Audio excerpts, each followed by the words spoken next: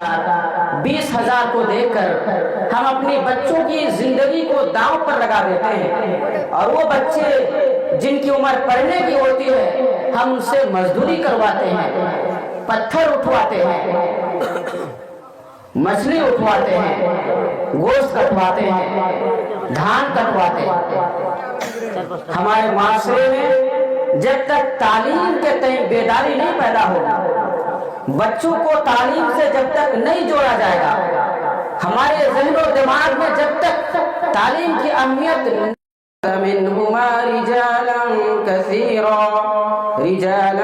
كثيرا ونساء واتقوا الله الذي تساءلون به والأرحام إن الله كان عليكم رقيبا يا أيها الذين آمنوا اتقوا الله وقولوا قولا سديدا يصلح لكم أعمالكم ويغفر لكم ذنوبكم ومن يطع الله ورسوله فقد فاز فوزا عظيما أما بعد فإن خير الحديث كتاب الله وخير الهدي هدي محمد صلى الله عليه وسلم وشر الأمور محدثاتها وكل محدثة بدعة وكل بدعة ضلالة وكل ضلالة في النار أعوذ بالله من الشيطان الرجيم بسم الله الرحمن الرحيم يا أيها الذين آمنوا قوا أنفسكم وأهليكم نارا وقودها الناس والحجارة وقال النبي الكريم صلى الله عليه وسلم كلكم راع وكلكم مسؤول عن رعيته۔ معزز علماء کرام، محترم سامعین حضرات، عزیز بچوں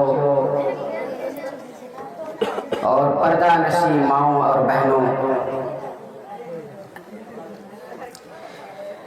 میں اللہ رب العالمین کے شکر کے بعد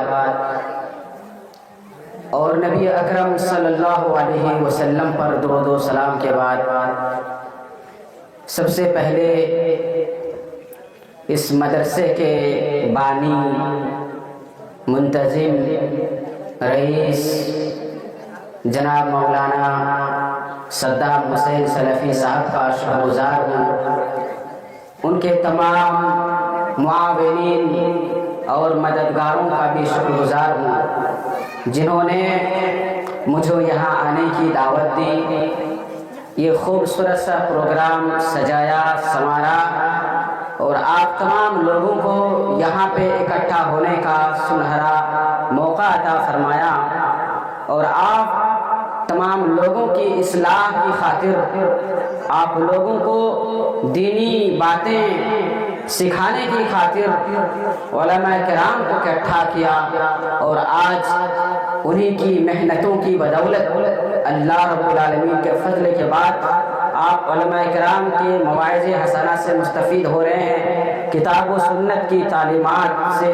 روشناس ہو رہے ہیں۔ اللہ رب العالمین مولانا صدام حسین سلفی صاحب کو اور ان کے تمام معاونین، ان کے تمام احباب اور رفقا کو جزائے خیر عطا فرمائے، اور اللہ رب العالمین اس مدرسے کو، اس گاؤں کی تعلیم و ترقی کا مضبوط خلعہ بنائے۔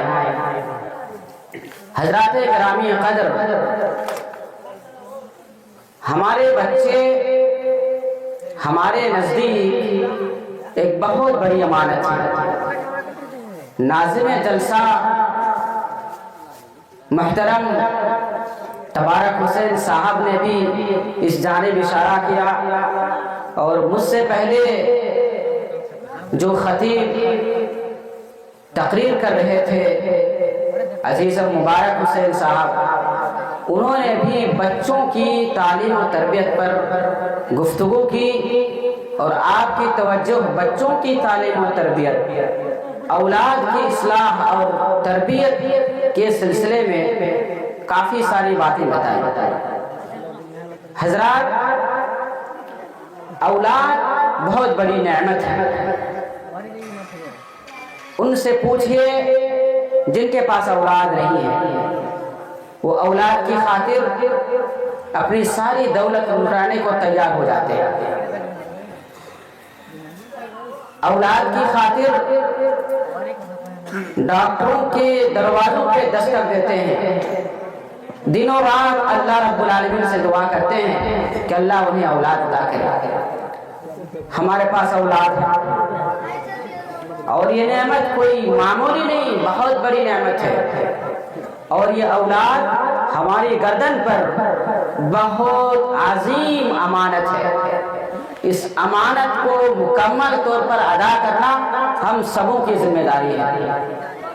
اللہ کے فضل سے آپ کے گاؤں میں یہ دینی ادارہ قائم ہے۔ اس ادارے کے قائم کرنے والے قابل مبارکباد ہیں کہ جنہوں نے آپ کی اولاد کی تعلیم و تربیت کی خاطر، آپ کی اولاد کو بہترین شکشا اور اچھی ایجوکیشن دینے کی خاطر یہ دین کا قلعہ کھڑا کیا ہے اور علماء کرام کی خدمات حاصل کی ہیں۔ آپ تمام لوگوں کو چاہیے کہ اس ادارے کے ذمہ داران کا تعاون کریں، ان ادارے کے ذمہ داروں کا ساتھ دیں، ان کے دکھ میں، ان کے سکھ میں، ان کی خوشی میں آپ سب شریک ہوں۔ اپنے بچوں کو اس مدرسے میں بھیجیں اور اس مدرسے کے قیام کا جو مقصد ہے اس مقصد کو تاکہ پورا کیا جا سکے۔ حضرات، ہمارے معاشرے میں خصوصاً شیرشاہ آبادی معاشرے کے اندر تعلیم و تعلم پر دھیان بہت کم ہے۔ آپ دیکھتے ہوں گے کہ جس کے کچھ بچے ہیں 10 سال 15 سال اس کی عمر جب ہو جاتی ہے، اس کو اسکول سے نکال لیا جاتا ہے، مدرسے سے الگ کر دیا جاتا ہے اور صنعتی شہروں کی طرف بھیج دیا جاتا ہے، دلی بھیج دیا جاتا ہے، پنجاب بھیج دیا جاتا ہے، ممبئی بھیج دیا جاتا ہے، کیرلا بھیج دیا جاتا ہے، کشمیر بھیج دیا جاتا ہے، چند پیسوں کی خاطر۔ ہم پیسے کے بہت زیادہ حریص ہیں، ہم مادی چیزوں کے نہایت حریص ہیں، ہم وقتی فائدہ کو طلب کرنا چاہتے ہیں، ہم بڑے فائدے اور بڑے نفع اور بڑی کامیابی کی طرف نہیں دیکھتے۔ ہم 10,000 15,000 20,000 کو دیکھ کر ہم اپنی بچوں کی زندگی کو داؤں پر لگا دیتے ہیں، اور وہ بچے جن کی عمر پڑھنے کی ہوتی ہے ہم ان سے مزدوری کرواتے ہیں، پتھر اٹھواتے ہیں، مچھلی اٹھواتے ہیں، گوشت کٹواتے ہیں، دھان کٹواتے ہیں۔ ہمارے معاشرے میں جب تک تعلیم کے تئیں بیداری نہیں پیدا ہوگی، بچوں کو تعلیم سے جب تک نہیں جوڑا جائے گا، ہمارے ذہن و دماغ میں جب تک تعلیم کی اہمیت نہیں قائم ہوگی، اس وقت تک ہمارے معاشرہ ترقی نہیں کر سکتا۔ تعلیم کے بغیر کوئی بھی سماج اور سوسائٹی ترقی نہیں کر سکتی ہے۔ جب ہمارے معاشرے کا ہر فرد تعلیم یافتہ ہوگا، ہمارا ہر بچہ تعلیم یافتہ ہوگا، ہماری بہنیں تعلیم یافتہ ہوں گی، ہمارے بچے تعلیم یافتہ ہوں گے، ہمارے معاشرے کا ایک ایک انسان ایجوکیٹڈ ہوگا، تب جا کر ہمارا معاشرہ ترقی کرے گا۔ آج غور کیجئے کہ آفس، کسی سرکاری آفس میں، دفتر میں ہمارا کوئی دفتری کام ہے، کورٹ کچہری میں کوئی کام ہے، ہم اپنی برادری کے آدمی کو تلاش کرتے کرتے کوئی نہیں ملتا، ہم دھکے کھاتے ہیں۔ ایک معمولی سا کام ہوتا ہے، مہینوں اس کے لیے ہم چکر کاٹتے ہیں، رشوتیں دینا پڑتی ہیں۔ اگر ہمارا آدمی وہاں ہوتا، ہمارا ڈی ایم ہوتا، تھانے پہ ہمارا آدمی ہوتا، کورٹ کچہری پہ ہمارا آدمی ہوتا، تو اسے ہمیں دیکھ کر رحم آتا، ہمارا کام آسانی سے نکل جاتا۔ ہندوستان میں یونیورسٹیاں ہیں، ایک دو نہیں، سینکڑوں یونیورسٹیاں ہیں، سینکڑوں کالجز ہیں، ہزاروں اسکولوں ہیں، سینکڑوں مدارس ہیں، ان کالجوں میں، ان یونیورسٹیوں میں، ان اسکولوں میں ہم مسلمانوں کی نمائندگی کتنی ہے؟ کتنے پروفیسران ہیں، کتنے ڈاکٹرز ہیں انڈیا میں؟ ایک تازہ سروے کے مطابق ہندوستان میں صرف 1,00,000 مسلمان ڈاکٹرز ہیں، صرف 1,00,000۔ مسلمانوں کی تعداد کتنی ہے ہندوستان میں؟ 30 کروڑ یا اس سے زیادہ، لیکن صرف ہمارے ڈاکٹروں کی تعداد 1,00,000 ہے، اور دیگر برادریوں کی تعداد 12,00,000 میں سے صرف 1,00,000 ہمارے ڈاکٹرز ہیں۔ کیوں یہ کمی ہے؟ تعلیمی میدان میں ہم کیوں پچھڑے ہوئے ہیں؟ وجہ اس کی یہ ہے کہ اب تک ہم نے تعلیم کی اہمیت کو جانا نہیں، پہچانا نہیں۔ ہم اپنے بچوں کو مدرسے بھیجتے نہ اسکول بھیجتے، حالانکہ اسلام نے سب سے پہلی تعلیم جس چیز کی دی ہے وہ یہ ہے کہ ہم اپنے آپ کو تعلیم یافتہ بنائیں، ہم اپنے بچوں کو تعلیم یافتہ بنائیں۔ حبیب کبریا جناب محمد الرسول اللہ صلی اللہ علیہ وسلم پر سب سے پہلی وحی اللہ رب العالمین کی طرف سے جبریل لے کر جب آئے تو آپ صلی اللہ علیہ وسلم پر جو پہلی وحی نازل ہوئی اس کا تعلق تعلیم و تعلم سے تھا، اس کا تعلق ایجوکیشن سے تھا، پڑھنے لکھنے سے تھا۔ ہم امت اقرا تھے، ہم پڑھنے والی امت تھے، لیکن آج ہم جہالت والی امت ہو گئے ہیں، ان پڑھ امت ہو گئے ہیں، ان پڑھ قوم ہو گئے ہیں۔ اقرا بسم ربک الذی خلق سب سے پہلی وحی یہی ہے۔ اقرا کہ محمد صلی اللہ علیہ وسلم آپ پڑھیے اپنے رب کے نام سے۔ سب سے پہلی وحی اسلام کی بنیاد تعلیم پر رکھی گئی ہے، ایجوکیشن پر رکھی گئی ہے، شکشا پر رکھی گئی ہے، اور ہم مسلم قوم شکشا اور تعلیم اور ایجوکیشن سے دور ہیں آج۔ اسی وجہ سے پوری دنیا میں ہم کاٹے جا رہے ہیں، مارے جا رہے ہیں، ستائے جا رہے ہیں، ہم پر ظلم ہو رہا ہے۔ ہم اپنے ذات سے ظلم کو دور کرنے کی پوزیشن میں نہیں ہیں۔ ہم اپنا کوئی کام صحیح ڈھنگ سے عزت کے ساتھ نہیں کر پا رہے ہیں۔ ہماری بھیڑ کھیتوں میں ہے، ہماری بھیڑ سڑکوں پر ہے، ہماری بھیڑ مزدوروں کے درمیان ہے، ہماری بھیڑ پروفیسروں کے درمیان نہیں ہے، ہماری بھیڑ ڈاکٹروں کے بیچ نہیں ہے، ہماری تعداد تعلیم یافتہ لوگوں میں نہیں ہے۔ سڑکوں پر کون کام کرتے ہیں؟ مسلمان۔ پنچر کون بناتے ہیں؟ تو مسلمان۔ چھوٹے چھوٹے کام کون کرتے ہیں؟ مسلمان۔ مچھلی منڈیوں میں کون ہے؟ مسلمان۔ گوشت اور گائے اور بیل کون کاٹتے ہیں؟ مسلمان۔ کالجوں میں کیوں نہیں ہے مسلمان؟ یونیورسٹیوں میں کیوں نہیں ہے مسلمان؟ سرکاری دفتروں میں کیوں نہیں ہے مسلمان؟ تعلیم کی اہمیت ہم کب جانیں گے؟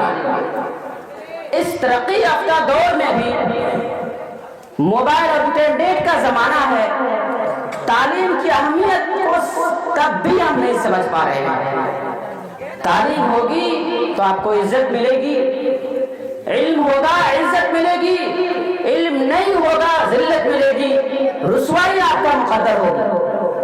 ددر کے ٹھوکرے کھانے ہمیں پڑیں گے اور ہم کھا بھی رہے ہیں، اس کے باوجود ہم ہوش کا ناخن نہیں لے رہے ہیں۔ اللہ کے نبی صلی اللہ علیہ وسلم کو اللہ رب العالمین نے ایک دعا سکھلائی، رب زدنی علما۔ کہ محمد صلی اللہ علیہ وسلم آپ یہ دعا کیجئے کہ اے اللہ تو مجھے علم میں اضافہ فرما، تو میرے علم میں اضافہ فرما۔ نبی صلی اللہ علیہ وسلم کو یہ نہیں کہا گیا کہ آپ مال میں بڑھوتری اور مال میں ترقی اور مال میں زیادتی کی دعا کیجیے۔ صحت میں زیادتی کی دعا کیجیے، نہیں کہا علم میں زیادتی کی دعا کیجیے، علم میں اضافے کی دعا کیجیے۔ اگر علم سے بڑھ کر کوئی چیز ہوتی، علم سے بڑھ کر کوئی اور چیز ہوتی تو نبی صلی اللہ علیہ وسلم کو اس چیز کے طرف کرنے کی رہنمائی کی جاتی، مگر نبی صلی اللہ علیہ وسلم کو اللہ رب العالمین نے جو دعا سکھائی، جس چیز کی زیادتی کی دعا سکھائی وہ ہے علم، وہ ہے تعلیم، وہ ہے شکشا۔ غزوہ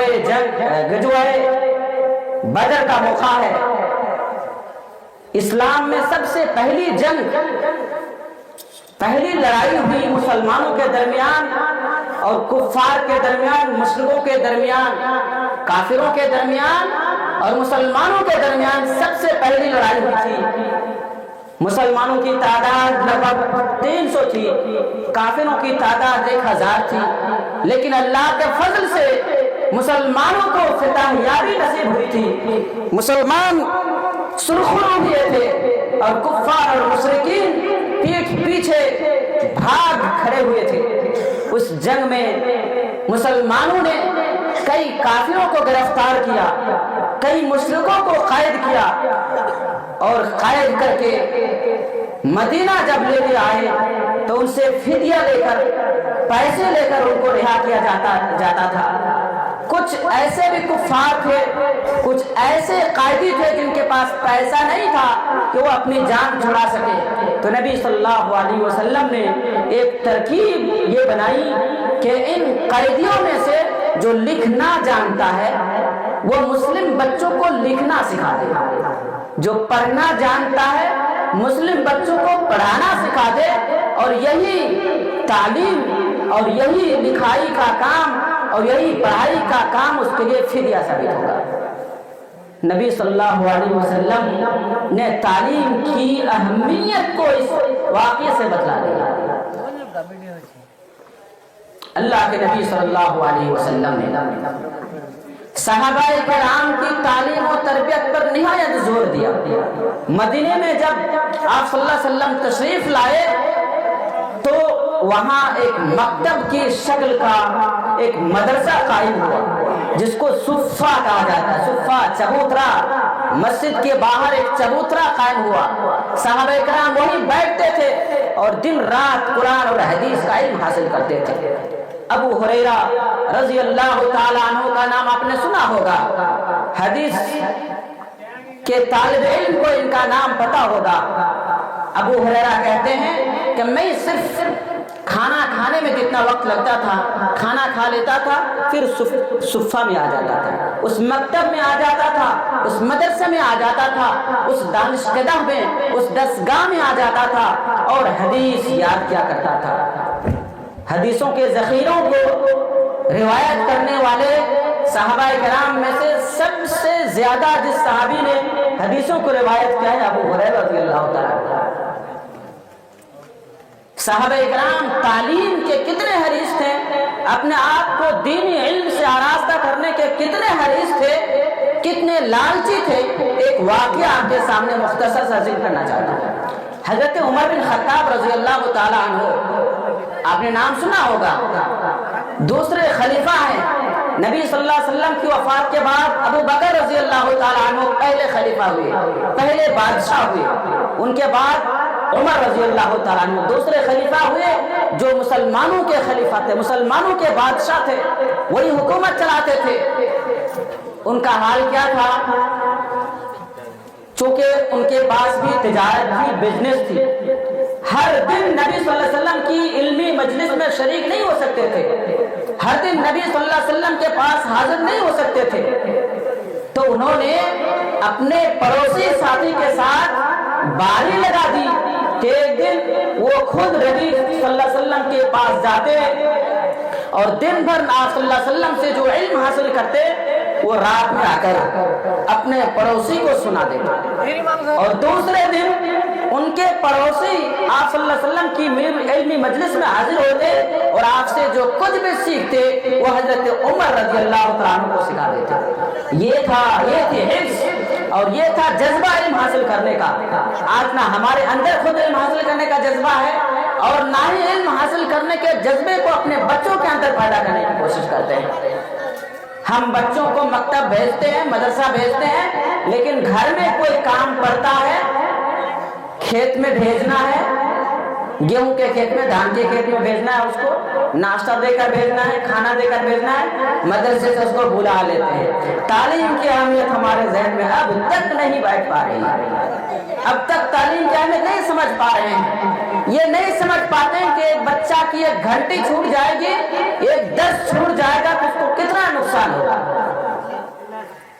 تعلیم کے ساتھ ساتھ ایک بڑی چیز ہے تربیت، بڑی چیز ہے تربیت، یعنی بچوں کی اصلاح اور تربیت پر زور اسلام نے کافی دیا ہے، کیونکہ بچوں کی صحیح تعلیم اور تربیت ہوگی تو کل ہو کر اللہ رب العالمین کا مطیع و فرما بردار ہوگا اور والدین کا بھی مطیع و فرما بردار ہوگا۔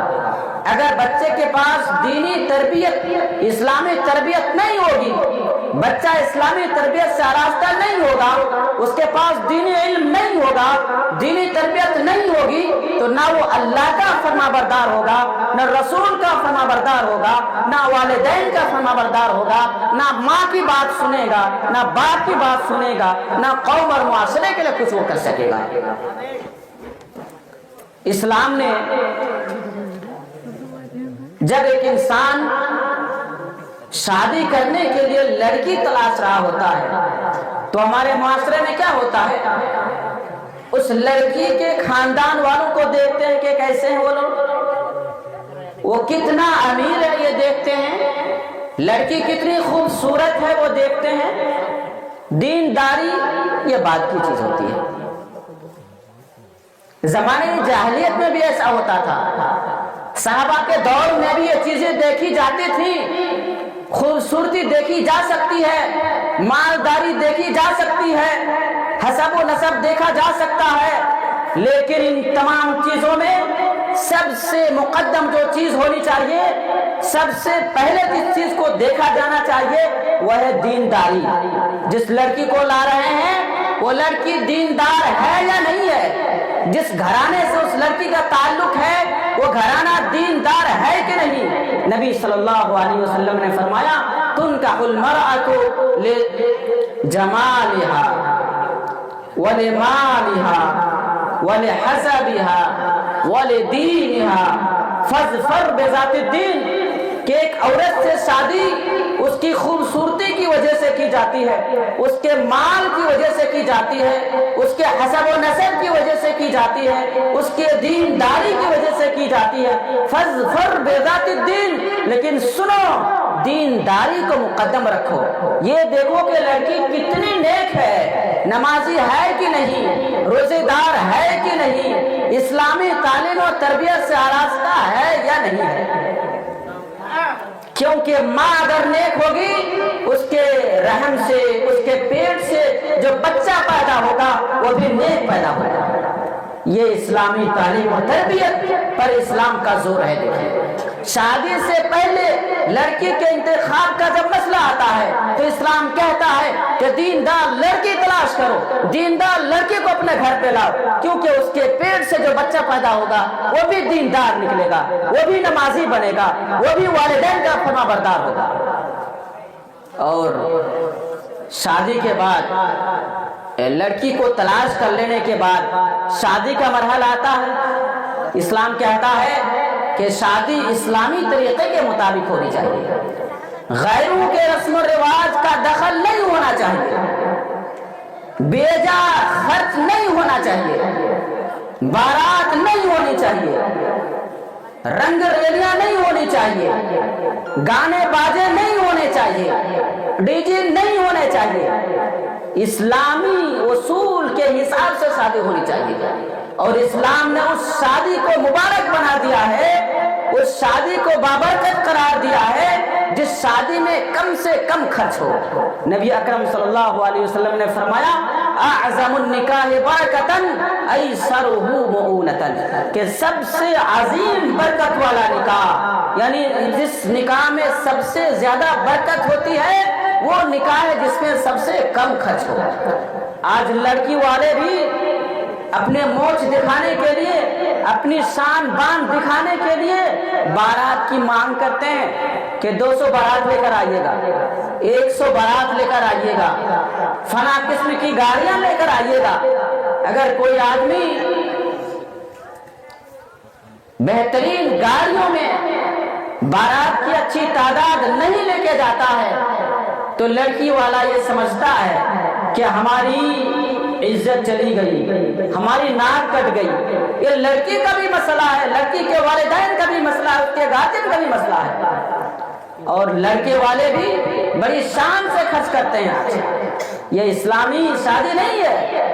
اسلامی شادی یہ ہے کہ شادی میں کم سے کم خرچ ہو، کم مہر ہو، جہیز نہیں ہو، بارات نہیں ہو، سمپل سی شادی ہو، 2 گواہ ہو، ایک لڑکا ہو، لڑکی ہو، اس کا ولی ہو۔ یہی اسلامی شادی ہے۔ آج ہماری شادی اسلامی شادی نہیں رہ گئی ہے، غیروں کے امور داخل ہو چکے ہیں، غیروں کے رسم و رواج میں اسلامی تعلیمات کی جگہ لے رکھے ہیں۔ تو پھر ایسی شادی کے بعد جو بچہ پیدا ہوگا وہ نیک کیسے ہوگا؟ وہ شادی مبارک کیسے ہوگی؟ وہ شادی بابرکت کیسے ہوگی؟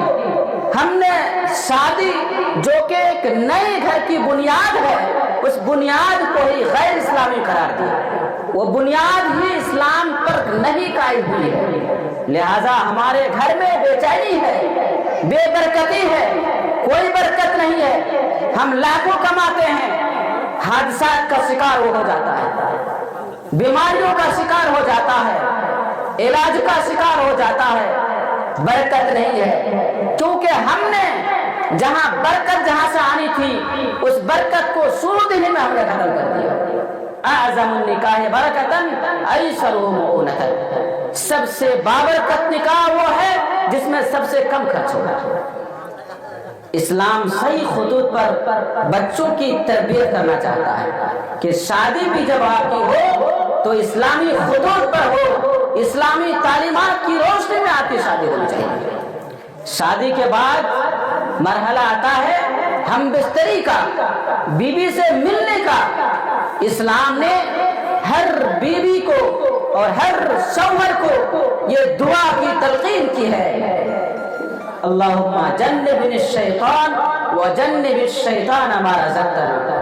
بیوی سے ملنے سے پہلے شوہر کی یہ دعا پڑھنی چاہیے کہ اللہ ہمیں شیطان سے بچا، اور ہمیں جو اولاد عطا کرے گا، جو بیٹا عطا کرے گا، جو بیٹی عطا کرے گا، اسے بھی شیطان سے بچا۔ بچہ بھی نہیں پیدا ہوا،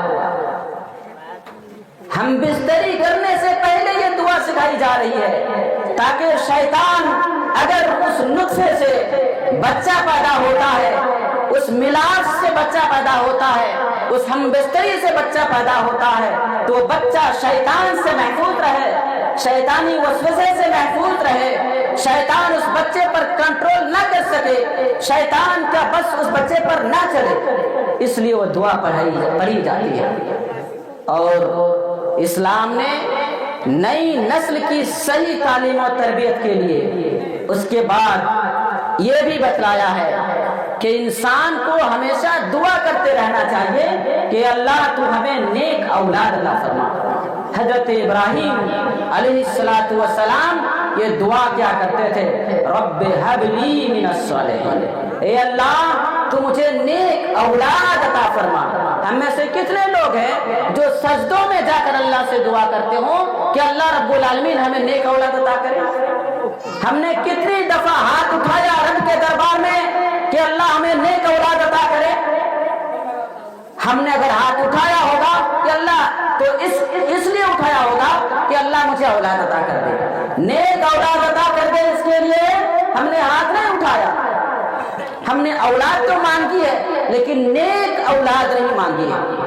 حضرت زکریا علیہ السلام دعا کرتے تھے، رب ہب لی من لدنک ذریۃ طیبہ، کہ اللہ تو مجھے نیک ذریت عطا فرما، نیک اولاد عطا فرما۔ اور اللہ رب العالمین نے قرآن کریم میں اہل ایمان کی دعا نقل کی ہے، مومنوں کی دعا نقل کی ہے، فرمایا وَيَقُولُونَ رَبَّنَا هَبْ لَنَا مِنْ أَزْوَاجِنَا وَذُرِّيَّاتِنَا قُرَّةَ أَعْيُنٍ۔ اے اللہ ہماری بیویوں میں سے، ہماری بیویوں کو اور ہماری اولاد کو ہماری آنکھوں کی ٹھنڈک بنا۔ یہ ہماری اولاد کب آنکھوں کی ٹھنڈک ہوگی؟ ہمارے بچے ہماری آنکھوں کی ٹھنڈک کب ہوں گے؟ جب وہ نیک ہوں، فرما بردار ہوں آپ کے اور اللہ اور اس کے رسول کے فرما بردار ہوں، تو ہماری آنکھوں میں ٹھنڈک محسوس ہوتی ہے، ہمیں خوشی ملتی ہے۔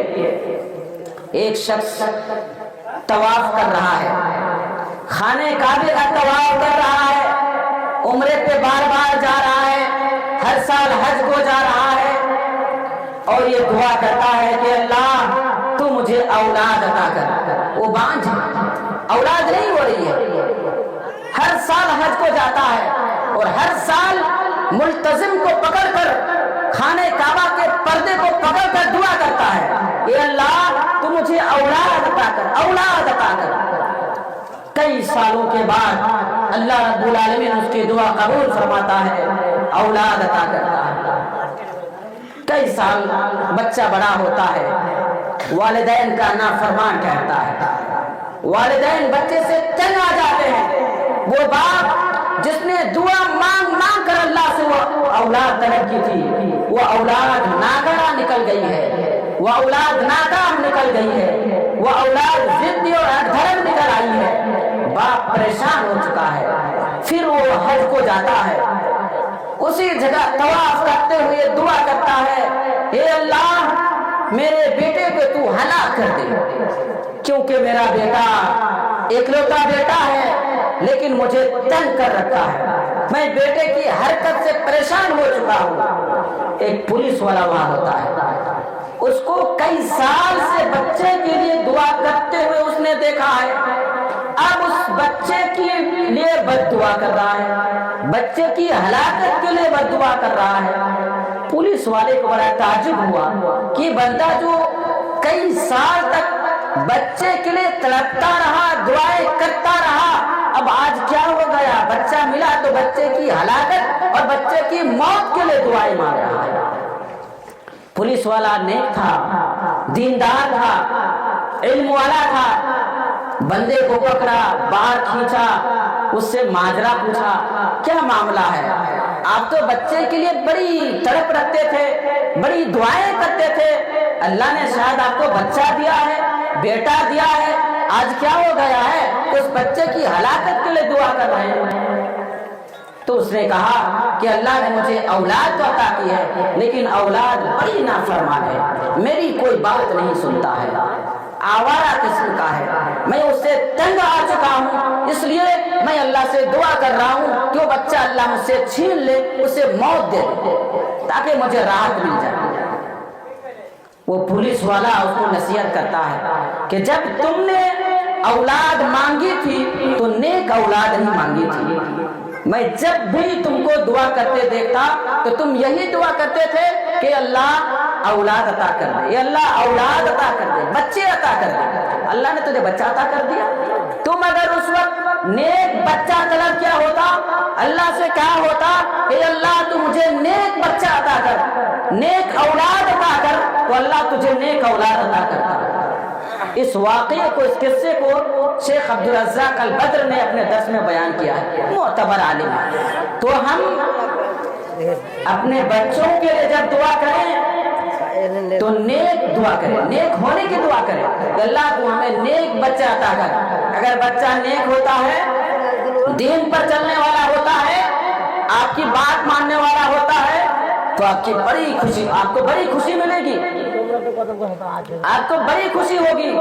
لیکن بچہ اگر نافرمان نکل گیا، آپ کی بات نہیں مانتا ہے، آوارہ قسم کا نکل گیا ہے، تو آپ کو بڑی کفت ہوگی، بڑی تکلیف ہوگی، ذہنی پریشانی میں مبتلا ہوں گے، ذہنی اضطراب میں آپ مبتلا رہیں گے۔ اس لیے نیک بچے کی دعا کیجیے، اور اگر خدا نہ خواستہ بچہ نیک نہیں ہے تو اللہ کے دربار میں ہاتھ اٹھا کر دعا کیجیے اور دعا کرتے رہیے، رو کر دعا کیجیے، کے بچوں کے لیے کہ اللہ آپ کے بچے کو نیک بنا دے، یا اللہ میرے بچے کو نیک بنا دے، یا اللہ میرے بچے کو کتاب و سنت کا عالم بنا دے، یا اللہ میرے بچے کو قرآن و سنت کے مطابق چلنے کی توفیق عطا فرما۔